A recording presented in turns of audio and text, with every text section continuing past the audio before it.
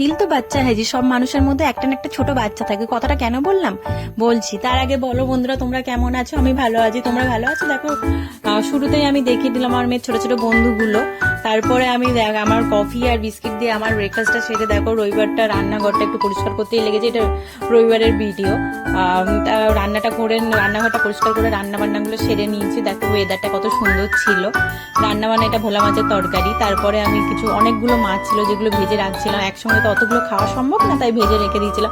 এরপরে শুরু হলো আমার বাচ্চামি। আমার মেয়ের বন্ধুদের খাবার দিয়ে বেরিয়েছিলাম বন্ধুদের সঙ্গে একটু শপিং করতে। আমার একটা বন্ধু দুটো টেডি কিনে নিয়েছে, আর এখানে আমার একটা কেনা হয়েছে, আর একটা হচ্ছে মেয়ের বারবিটা আমি নিজের জন্য কিনেছি। এই কথাটা এই জন্যই বলেছিলাম যে ইচ্ছা হচ্ছিল নিজের জন্য কিনতে, সব ছিল কিন্তু মেয়ের নাম করে চালিয়ে দিলাম। তো মনে হয় মাঝে মাঝে মনে হয় একটু বাচ্চা হলেই ভালো হয়। এত ঝামেলা সারাদিনের, এত কিছু চিন্তা মাথায় থাকতোই না, শুধু খেলার চিন্তা বা পড়ার চিন্তাই নিয়ে থাকতে হতো, অন্য কিছু চিন্তা করতেই হতো না।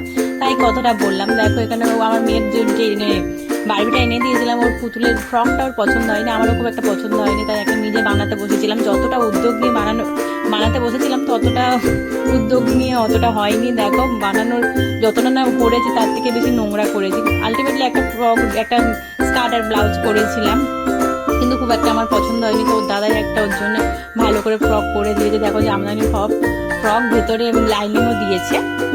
কত কেমন লাগে দেখো, দেখে আমাকে জানি।